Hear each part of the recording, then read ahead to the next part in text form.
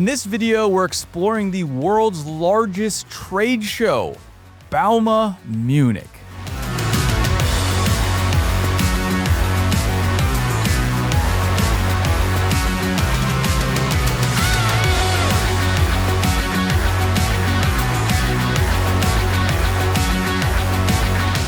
But this ain't your grandpa's trade show video. Don't you dare yawn.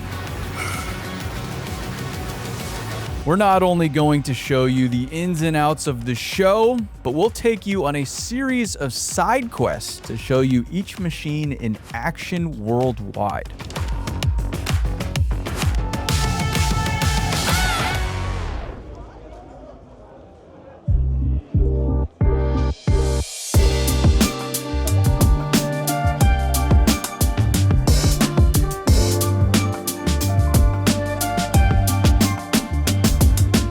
We can't explore Bauma without seeing Zeppelin, Germany's powerhouse Caterpillar dealer. Since it was Cat's 100th anniversary, they had all sorts of fun machines on display.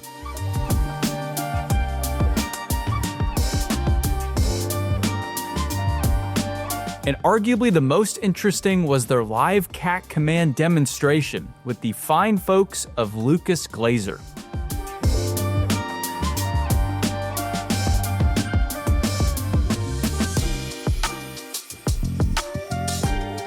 Thanks to our friend Simon at Zeppelin, we saw these guys in action last summer at their local Germany quarry, where they operate a Cat 395 excavator and D6 dozer remotely.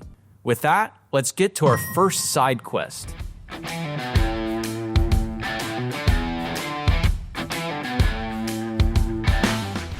We just drove a few hours to Stuttgart or outside of Stuttgart. We just filled our bellies with lots of German sausage, and now we're here at Lucas Glaser's quarry. We are not gonna get necessarily into the quarrying operation, but instead two unique pieces of equipment that they have here. The quarrying operation is somewhat straightforward. We've got a Cat 990 loading 775 trucks. They're hauling up to a crusher. The crusher is then feeding a plant similar to the one we saw this morning. But this is the unique part of this operation. Every quarry has a fixed footprint, and every quarry has something called high walls. High walls are the walls of rock that are exposed as the quarry goes down. Now, typically the quarry steps down further and further to leave the high walls only a certain distance high. So as the quarry gets deeper, the footprint of the quarry gets smaller and smaller and smaller as it goes down into the hole. But that leaves a lot of rock inaccessible. So here, they've kept the high walls absolutely extraordinarily high, straight up and down, because the rock allows them to do so. So that is about 70 meters of good rock with about 30 meters of waste material on top of it. That's a 100-meter high wall total. The problem with a 100-meter high wall is that it's dangerous to work underneath it. Rocks could potentially roll off that wall at any time and smack anybody down below if they're walking around, or if they're in equipment. So to keep everybody safe, Lucas Glaser has talked to Zeppelin and they've brought in Cat Command. We've explained this technology in a different video that we can link right here from Australia, but this is a real world application. We have a D6 XE Cat Command, and then we have the world's first 395 excavator, Cat Command. That excavator behind me that's running has no one in it. If there's no operator in that excavator, where is the operator?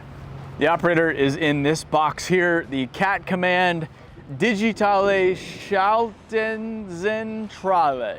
So let's go inside and check out this remote operator station in person.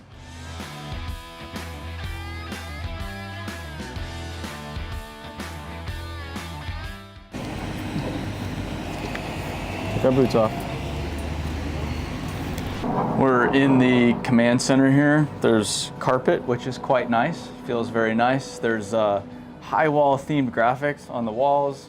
We've got mood lighting all the way around, a window over there, air conditioning. It's as comfortable as my bedroom is. This has high-speed internet so that we have a good internet connection to the machines working on site here. And then there's a video feed, there's a camera, I'm assuming on top of this building. Camera on top of this building showing us the top feed, and then the bottom screen is all of the cameras on the machine itself. And then the very bottom screen is the control panel, what you would be seeing if you were inside of the machine. The operator, exact same setup that he has in the cab. We've got foot pedals in front to run the tracks back and forth. And then we have 2 joysticks to swing the machine and control stick, boom, bucket, exactly like you'd control any other excavator. Now that we've seen the command center, let's head down into the pit to check out the 395. We're down in the pit. We can get this close on foot because we're not next to the high wall. They're just doing this for demonstration purposes, but typically this machine would be a lot closer underneath that high wall to get in there without exposing a person to those potentially falling rocks. We know that is under the control of the Cat Command chair center there because it has the blinking blue light on it. And then the D6 that we were just running via Cat Command is above us working in the fill area, but it has a solid green light on it, meaning there is someone in that machine using it like a typical dozer because he's off that face a little bit. And I just want to say the Australia visit with WestTrac was pretty cool. It was extraordinary, but it was a artificial application. This is a real world application. This is not to replace day-to-day operators. This is to put machines into potentially hazardous areas where it makes financial sense to do so, to extract this rock from a place a person couldn't go. It's for very specific applications like this, so this is fun to see.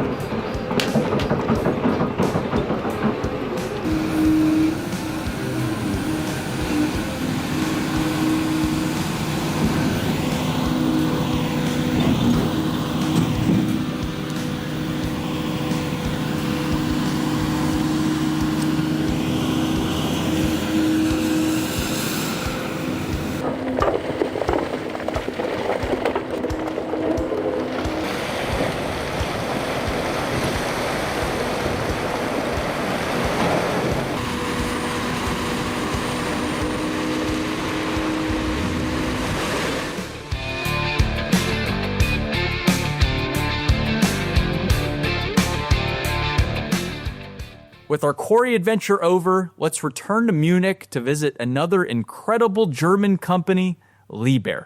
Liebherr had Bauma's biggest booth, covering 14,000 square meters or 2 football fields. With over 70 machines on display, from huge cranes to mining excavators, we could have spent all day at this booth alone. And it wasn't my first time here. I also had some fun with a material handler at the 2022 show.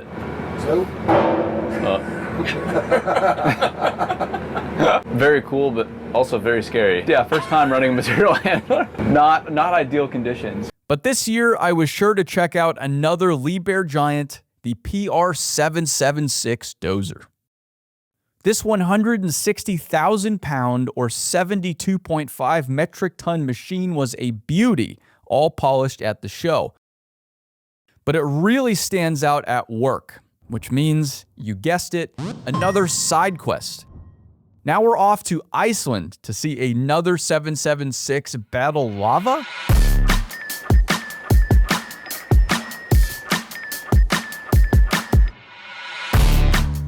To summarize, this project required contractor Istak to build lava barriers from former lava flows to protect a power plant in town from new lava flows.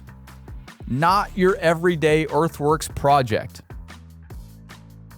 Lava is tough stuff, which is why ISTAC used a PR776 dozer to rip and push material into piles for eventual placement atop the barrier. Pretty basic cut to fill operation. Yes, we're dealing with lava here, but it's really just earth moving at the end of the day. We have two large dozers. There's a D11 back there, next gen, and then that Liebherr 776. It's actually the first one I've seen running out in the wild. They are using their enormous rippers to rip this existing lava rock that's in this field here. That's a long day getting shaken around, tearing that rock up.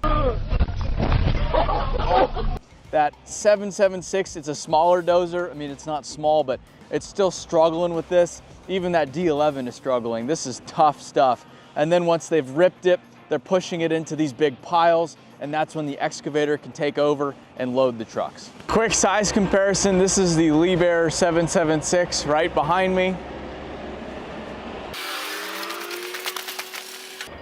And here we have the Caterpillar D11.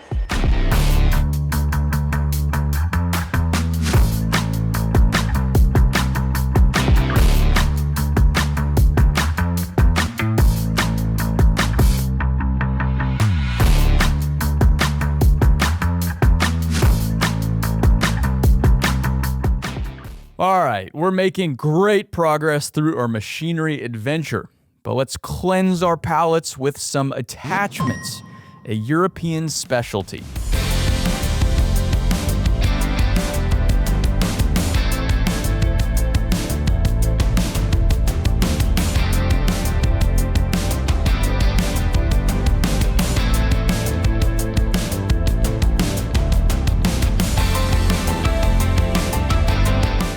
Every European company uses an assortment of attachments for anything from roadwork to demolition. And one of my favorite attachment-specific visits over the years, seeing Oregger's A-Rex working in Zurich, Switzerland. This is Oregger's A-Rex. I think it's based off of, it's between a Liebherr 9150 and a 9200. It's said to be one of the biggest demolition machines in the world. It has its smaller configuration right now. There was this big old part of this industrial facility they tore down, and that's when it was configured to be a lot longer. Now they're just working on this ridiculous footing foundation that seems to have more steel than concrete in it.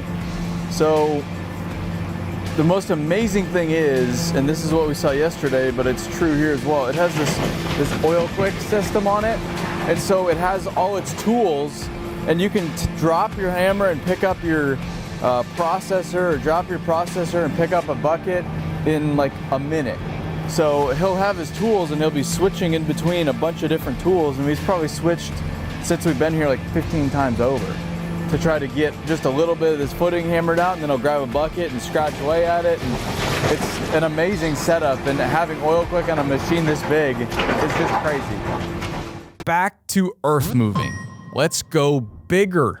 Bigger. Even bigger than the PC7000? Oh yeah. Heron Connect's booth was a showstopper. When it comes to tunneling machines, they are the king. Unfortunately, their machines are way too big for even the biggest of trade shows. But they had brilliant scale models and an interactive map showing all their projects worldwide to compensate. One of their biggest machines currently at work, she's named Mary, and we visited her only a few weeks earlier in Virginia. We have a full video on this giant mechanical earthworm burrowing itself beneath the Chesapeake Bay. But in short, these machines work by using a giant rotating cutting head to chew through the earth ahead. It removes the earth via conveyor belts while simultaneously building the permanent tunnel with concrete rings.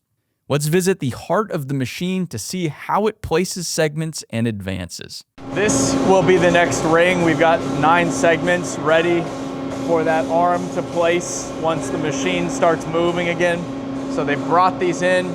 They've lifted them with that crane 3 at a time. They've put them on the tram. They've brought it all the way through that first tunnel. They've turned around. They've come back through, down, all the way through the machine. Now they're at the very front of the machine. They're always lined up 1 through 9. So we have S1 here, and there'll be S9 at the very back. And then the computer, the positioning system, will tell the operators where to put each one of these segments to determine then how the machine moves forward, because by positioning these segments differently, they're able to steer the machine. The cutting head is pretty close to where Jack is standing, the camera, where you are. Most of the machine is behind me. So someone asked, isn't it scary to be underground? And it's not at all, because you never see the ground. Most of the machine, almost everything within this tunnel, is already within these concrete rings that the machine, the TBM, is assembling as it moves. So at the very front of the machine, we have that shield pressing against the earth while the concrete rings aren't there. And then almost right after that, we're building those concrete rings. So majority of the machine never sees the earth.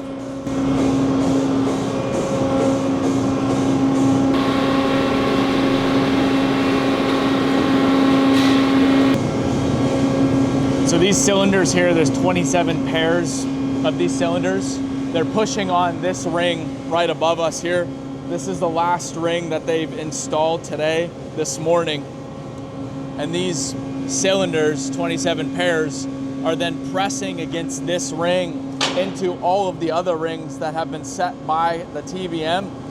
And they're pressing all the way around the circle evenly to then propel the machine, that cutter head, into the earth in front of us, which then drives the machine forward, allowing the tunneling to take place. So those cylinders are what propel this entire machine. And then once they've pushed the machine far enough ahead, they'll retract those cylinders, they'll place the next ring, and then they'll push those cylinders up against the next ring, rinse and repeat hundreds of times, almost over 1,000 times, and they'll be at the other end. Now for our second to final quest, meet the Cinnebogan 895E, one of the world's largest material handlers. While we haven't seen one at work for ourselves, our good friends at Awesome Earth Movers shared brilliant footage of the same machine working at a port in Germany.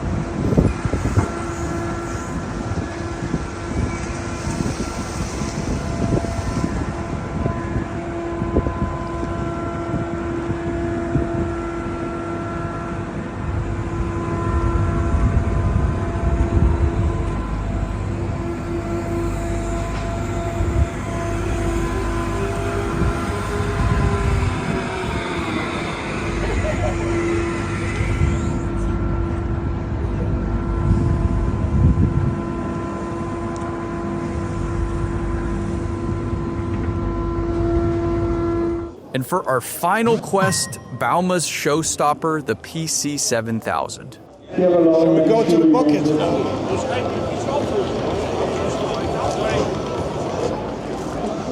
you see the bucket? Do you see the machine? Yeah. Do you see it?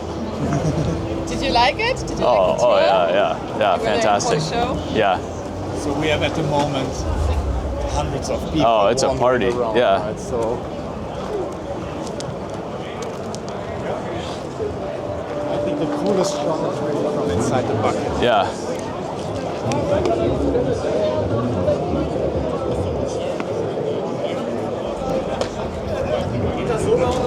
You take my picture here real quick. There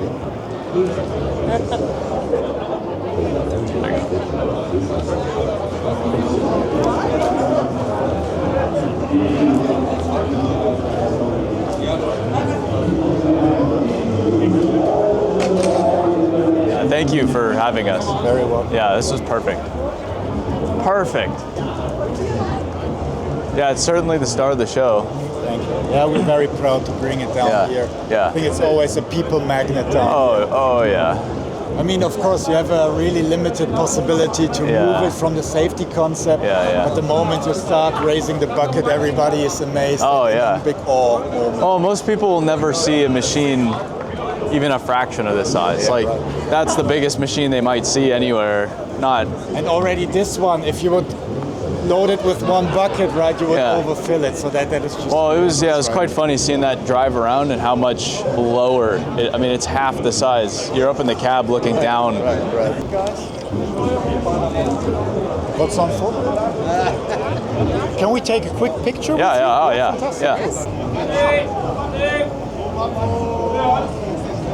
Perfect.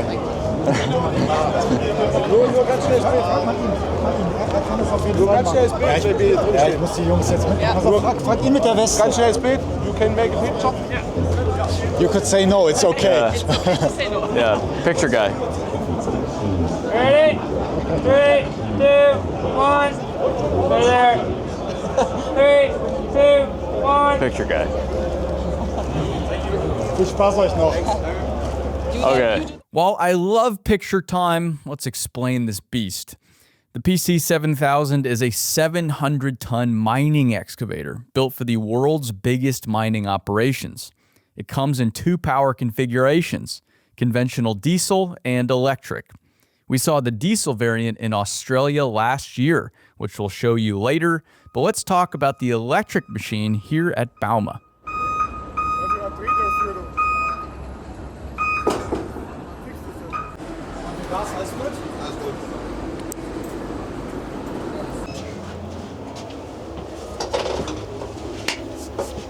Komatsu let me go for a ride. This is the cab of the PC7000. You can see probably 100,000 people out there. Big machine. This is the biggest machine at the show.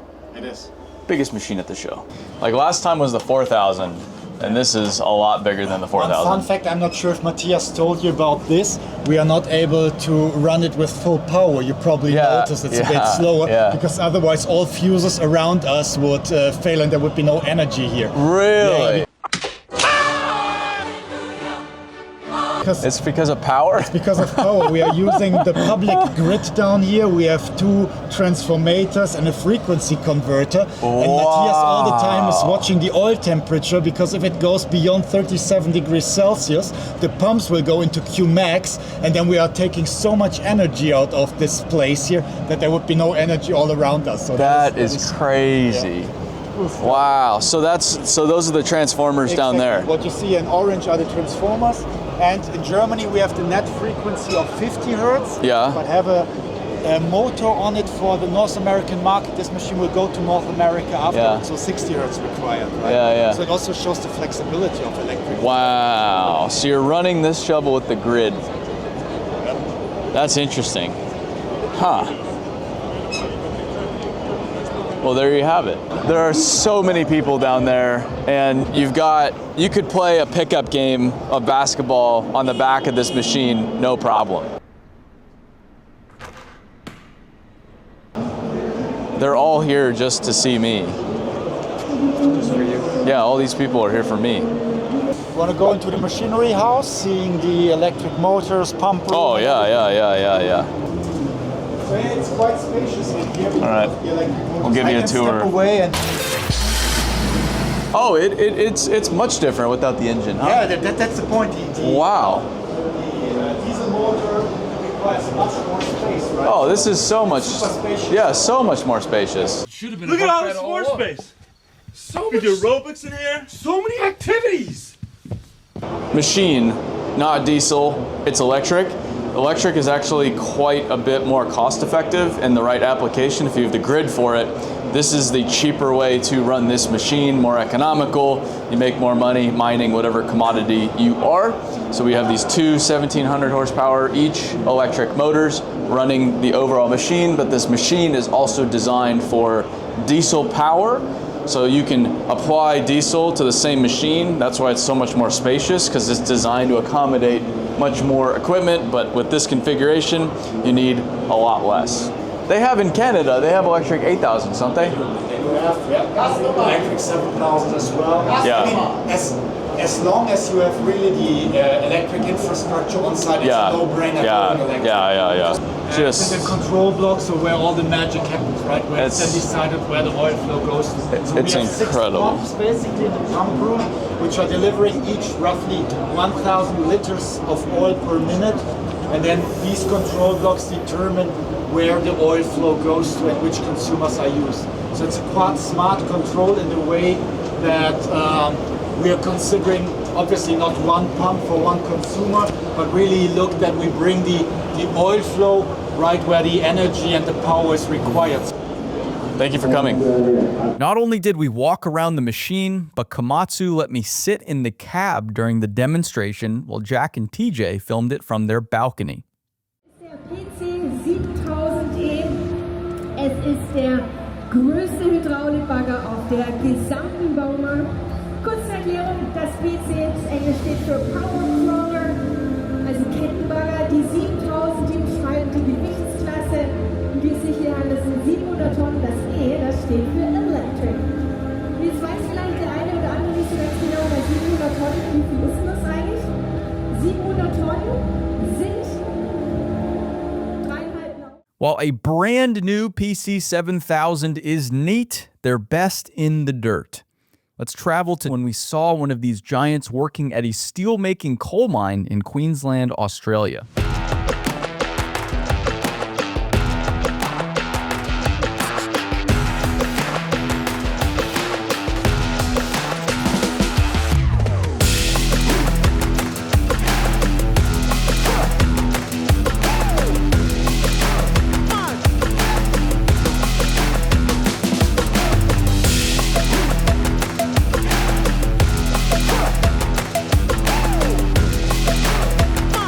The machine was loading overburden into Komatsu 930 electric drive haul trucks, which haul over 300 tons of earth per load.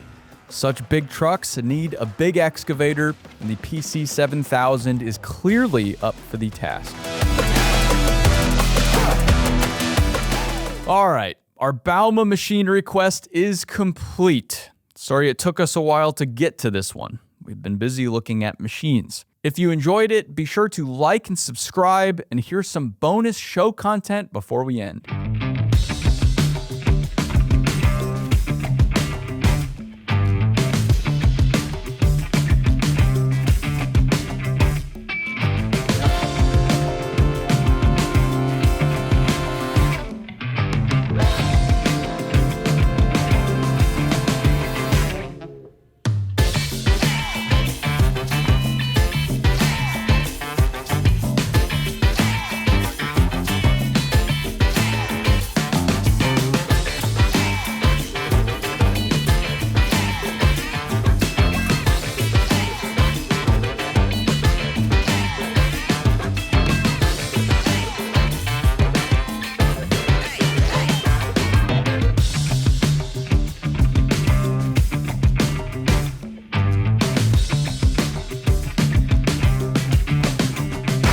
It is about 4 p.m. Sunday, the last day of Bauma. We have been here for 4 days now. We're exhausted. We're ready to close this thing out, and so is everybody else. We are at the cat booth with Zeppelin, the biggest cat dealer in Europe. They're hosting us. They've been fantastic, and we'll be with them next week as well. We have tons of people here. They have 700 employees with Zeppelin, cat employees as well for the 100th anniversary. Zeppelin is closing things out with all of their people and some of the show attendees, and then we will get on with officially closing this thing out and getting these machines out of here. Okay, the honking in the background indicates that Bauma is almost over. Zeppelin presentation just about done. Simon there reserved this 775 for us, one of the biggest machines within the cat hall, and we're gonna be the ones to honk the horn once they're done any moment now. It's gonna be really loud.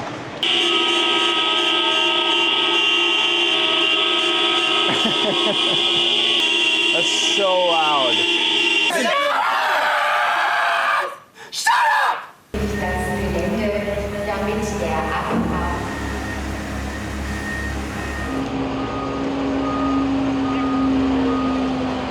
I'm quite impressed. The shows I've been to, they're a little slow to wrap up, but it's been 45 minutes. There's already machines. This is the third or second Komatsu machine out of the Komatsu hall. There were just a bunch of case and Doosan excavators that ran that way out of the gates. There is stuff going on everywhere, trucks rolling in, people tearing it out. We are in full dismantling mode.